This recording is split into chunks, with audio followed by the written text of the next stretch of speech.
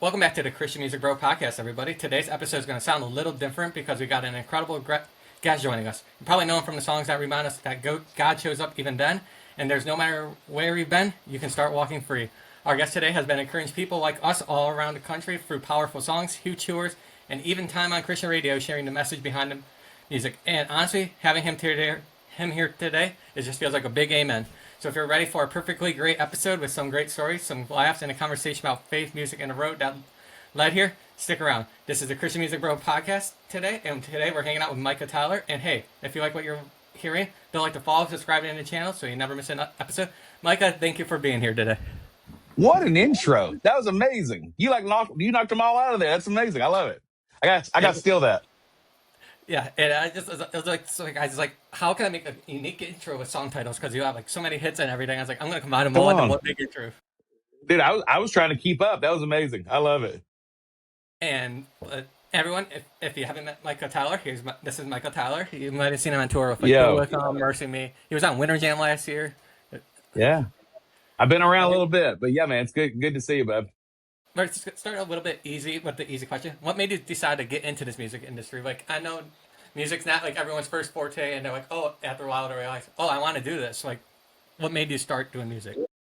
Yeah, my road. I mean, I don't know if it was much different than other people, but for me, I kind of fell into it in a way I wasn't expecting. When I was 17 years old, I felt a calling to go into ministry, and I had a youth pastor make this huge impact on my life. Guy named Kyle, and when I graduated from high school. Oh, sorry, when I was 17, I felt the calling to go into ministry, and I wanted to make an impact like Kyle did. And so when I was 18, right out of high school, became a youth pastor at a little church about a mile from where I grew up. Did youth ministry there for 9 years, but a couple of years into us doing youth ministry in this little church, all of a sudden we had about 35 kids showing up. And so with a church of 100 people, I was kind of overwhelmed at the time. And I was like, man, I wish we could offer something special on Wednesday nights more than just me preaching. So I bought a guitar hoping that maybe one of the kids would learn to play a few songs and could lead a little bit of worship, having no idea that they would not have been any kind of interested in that guitar at all. So I started playing it a little bit, had no my feeling it's musical. So I just kind of strummed a few chords and figured out a few things. Then I started leading worship at camps and retreats and for buddies of mine, other youth groups and stuff like that. When I was 27, I've been married for 7 years, had two kids at the time, didn't know we were about to have a third kiddo on the way. God just really radically, I feel like, called us into some other kind of way to be faithful. Somebody said to me one time, "You'll never stand before Jesus and Him say, 'Well done, that good and successful CCM artist.'" Like our calling in life is to be faithful, and so for us, faithfulness was like we sold over half what we owned. We bought a single wide mobile home trailer. I put it on some borrowed land, and I started driving a sausage delivery truck. I was a substitute teacher, and I was playing music every couple weekends. And like I said, still doing Disciple Now retreat weekends for students and doing youth camps and all that kind of stuff. And then about 10 years ago, started opening up for other artists in my area, one of which was a guy named Phil Wickham. Phil invited me to come open for him at another show, which I found out 15 minutes before the show started that Phil wasn't there. His plane actually could not land in Texas because of some storm clouds that we didn't know about. So I found out 15 minutes before a sold out Phil Wickham show in an area of Texas I'd never been before. No one knew who I was, that I was about to play an entire Phil Wickham show on my own.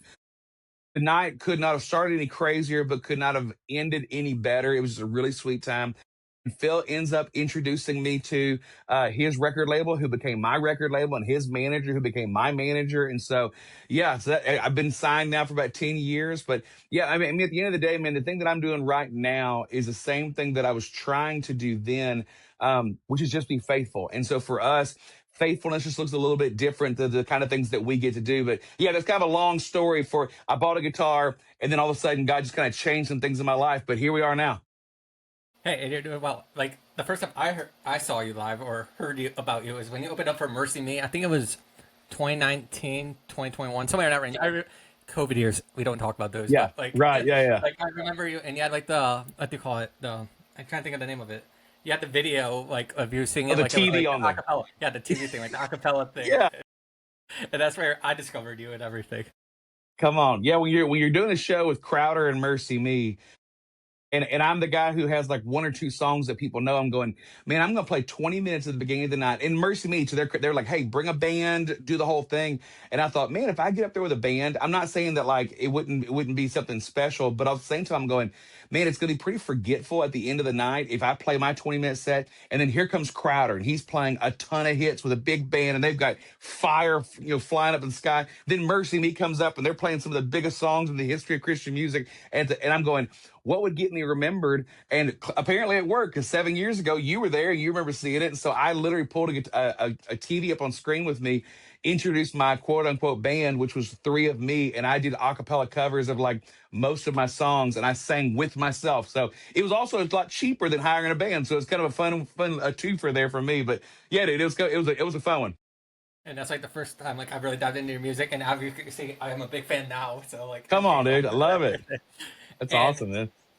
you're a guy from Texas, and I'm from like the Grand Rapids, Michigan area, and you filmed a music video in the Grand Rapids. I think it was "Never Been a Moment," if I can remember I did. exactly. Yes. And can you tell us what made you like a guy like you from Texas go all the way for Grand Rapids, Michigan, just for this music video? Like it's completely random, Yeah. in my opinion. Well, what's funnier is the actual place. The place that we were was actually a children's museum. So I was in a movie. So right when I signed my record deal, there's all kinds of like ways that as a new artist that you get invited to do things and you're trying to get your name out there. Well, Harold Kronk, who was the guy who he was the director of the first, I think the first two, uh, what was the God's Not Dead movies. Well, he had written a film called "God Bless the Broken Road." Based as the Rascal Flatts song was part of it. It wasn't based on the song, but it was a really great story. And they sent me a script and said, "Hey, how would you like to play yourself in a coffee shop playing Never Been a Moment?" And I was like, "That sounds great." So I went and did the movie and got to meet Harold, and he couldn't have been nicer. And he just kind of came back to my label and said, "Hey, I like this guy. If he ever has anything come up and he wants a music video, give me a shout." And we're like, "Well, this." Never Been a Moment doesn't have a music video yet. We're about to go to Christian radio with it. And so Harold is from the Michigan area. So he ended up going to, he had this contact at this children's museum. So if you look in the video, I'm at a train station. I'm in front of this big clock. One's like a street setting, and it's all inside of this children's museum. What people don't see are the kids that couldn't, we kept blocking sections for, like kids would want to come into and see this clock section. And we had it all marked off doing a music video. So I apologize to any kids who showed up for a field trip that day and didn't get to go to all the places that day because we were blocking them off one at a time. But that was my very first like real music video, and still holds such a special place in my heart. And anytime I go to Grand Rapids, it's always a party there anyway. So I've got a lot of memories going on up there in Michigan. That's really cool. And speaking of that movie, I've seen that movie too. I should have put that movie up there if I knew you were in there. I haven't watched like I haven't seen it Yeah. in a long time. I have that movie. I could have put that up on Yeah. the wall. That's But it. That's it, really man. cool to see, like that you came to Grand Rapids, Michigan. Grand Rapids is a great town. There's a lot of Yeah. this. It's a smaller Christian music community, but I feel like it's exploded in the last like 3 5 years and everything. Oh yeah. I feel like every tour I do, like any major tour I'm at with Mercy Me, I've played Van Andel at least three or four times now. And so yeah, man. Anytime we're in Grand Rapids, I know it's going to be a good time. I've seen it every time you were at Van Andel. I believe, yeah, because you didn't open up for them last time. It was Zach Williams, so I've seen you every time you've been at Van No, Andel with them. there we go. Come on, man. I love it. And then going back to the music side of things, is there ever a song you've written where the people in like CCM were like they weren't ready for it, and you just like it just came out of nowhere, and they were like surprised by how it came out? Well, there's been a couple. One in I wouldn't call it a bad way, but one song that I always wished would have maybe come out at a different time was my song "New Today," which is on that record, the bottom left record on your little shelf back there. Yeah. So "New Today" it's a very serious song. I actually wrote that song a week before my brother. Who was diagnosed in 2017 with stage four colon cancer, was given 2 years to live. And literally the next week, he was going in for this surgery where they're going to try and remove as much cancer as they could and maybe give him a little more time. Which fast forward, he had the surgery, and when they went inside, they found no cancer. Like it was a complete miracle. It was unbelievable. There's a lot more to that story with Daniel. He actually passed this past December from cancer. He had 7.5 years of battling it. But man, that was one of but the week before, we didn't know what to expect. And so I walked into the room that day just super heavy hearted. And the guys who I was with, they said, "Hey, what do you need today? What are you thinking today?" And I said, "Man, I just want God to have mercy on me. I just want God to give me some mercy and have mercy on my family. And those guys to this, I mean, I give credit to Colby Wedgeworth and Paul Duncan that day. They pointed back to Lamentations 3 and they said, hey, just so you know, God's mercy was given to you and me this morning, not because we were good enough, not because we needed it, because God is so good to lavish it on us. And he knew that we would need it. And so I was just reminded that day that, man, all I have to do is just be present and know that God gives mercy to us. So I had and the label was so excited about it. I was so excited. It was a super special song to me. Well, we released that song about 2 months into COVID. Um, and so what I was told by some Christian radio stations was just basically like, hey man, this song is heavy in a lot of good ways, but like right now things are just really heavy. And so it's hard to remind everyone how hard it is, which I would argue like, man, in the hard times where we need mercy the most, you know? But so that was one of those that like it did okay at radio. I mean, some people have great stories behind that song, and it's super special to me. But that was definitely one that I feel like, man, I just kind of a timing thing. And the other one would be the song that we have right now, perfectly. We started teasing this song back in December, and before it wasn't even released until February the 27th. And by the time we released it, the videos that we had made, like the social media posts that we had made, I think the number they gave me was like 12 million views. And like people were really, really like anxious about getting this song in their hands.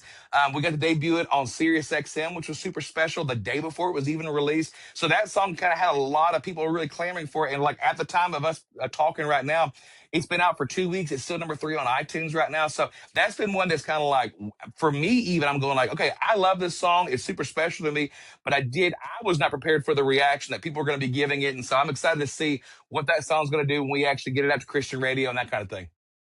And it's a really good music video. Like I like how the unique styles you have. Like you have like Yeah. a mohawk in one scene, and you have like the '80s look or like the '60s look and everything. It's Yeah. really We unique. tried throwing everything at it.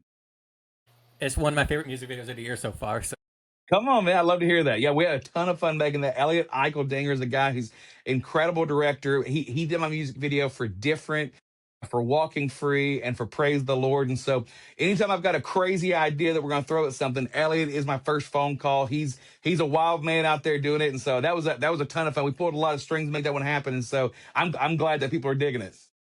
and for those who haven't watched it, you should check it out. There's a lot of fun cameos in it. Danny Goki's in it, Candace Cameron Bure's in it, and Micah's in it Yeah. himself and everything. It's Come really on. cool. Just all Love around music fun. video. Yeah, come on, Hey, man. I love it.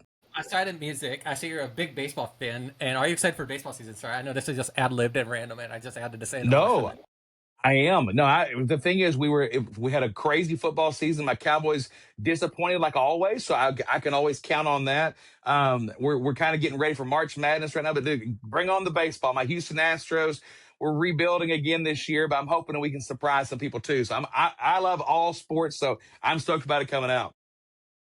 I'm a Lions and Tigers fan, so like I know like how the Lions was a disappointment this year, unfortunately. You know heartbreak just like me. That's right.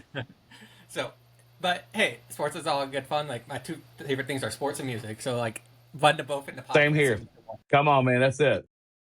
And back to your music, I just wanted to add a fun baseball question in there because just because I'm random and I feel like random's better than going ad lib and everything. Let's But go. have Yeah. you ever a place, random place you ever came up with the song idea? Like, do you have like the most random place? Like, have you like were you on the road? Were you like in a library? Have you ever had a song come out of like a random place you were just sitting down like, oh, this is a good song idea? Yeah, I mean, honestly, man, I've got two rules when I write music. Uh, Number one, everything comes from God's word. Like, I don't want to sing about anything that God has not already put in the book because it's not worth me singing about or you listening to. And the other rule for me is I'm trying to write songs that really kind of take a snapshot of what God's doing in my heart the time that I'm writing it. So for me, I've got a little file on my phone. I call it the hook book. And whether I am literally on a bus, heading out somewhere, whether I am sitting at an airport, if I'm hanging out with my kids or I'm sitting in a pew at church, if an idea pops up, I throw it at my phone. I still live in Texas. And so for me, all my co-writers are over in Nashville. And so there's a lot of times where I'll come with an idea and I have to sit on it for a month or two before I can get to Nashville and go ride it with people. So a lot of things I've gotten really used to. If something pops up, I mean, I've had things in the shower that have popped in my head that I'm like, oh my gosh, I've got to get this done, and I keep singing it in the shower until I get out. So I got to make sure and put it in my phone so I don't forget it and everything. Or I should probably start keeping a pen and pad in the shower, maybe, I don't know. But no, man, it's just kind of wherever I get inspired, I kind of try to write those things down and get them out as quick as we can. The Hook Book. It sounds like one of those B movies, like The Notebook, but it's called The Hook Book. Like, Yeah. Oh, listen, I mean, maybe that's my I Can Only Imagine movie. I'll have a Hook Book movie come out sometime. and from there, your music is very encouraging for like the business. You have a lot of co-writers. You have a lot of like directors, like music video directors. You're a fan of. Do you have like anyone Yeah. that inspires you in your writing progress? Like any like people that you like inspire you? Like this is why I keep doing what I do and everything. Yeah, I mean, I would say my family. Like I'm trying to live out a faith that's honest, that shows my kids, what it looks like. Because the thing is, it's not all about touring. It's not all about having songs on the radio. For me, it's about living out the gospel that we're called to live out. And we all have our own, like we're all on the same road, but God kind of puts us in different places to learn different things and to be able to reflect who He is in different ways. And so I would say the thing that inspires me the most is trying to write music that I can, inspire my family first. That I can point them back to Jesus first, knowing that it's going to go into the cars and homes of people all over the world, and hopefully it can impact their family too. That's really exciting to see, and like family is a big crucial part. And like I feel like it's good to have a good family support system. Like I feel like a lot of people don't realize how much family puts into like music touring life, and a lot of people like put like okay, I have a family, I'm on tour for like 3 to 6 months at a year, and they don't Yeah. see how big of a family that like puts an impact on families and everything.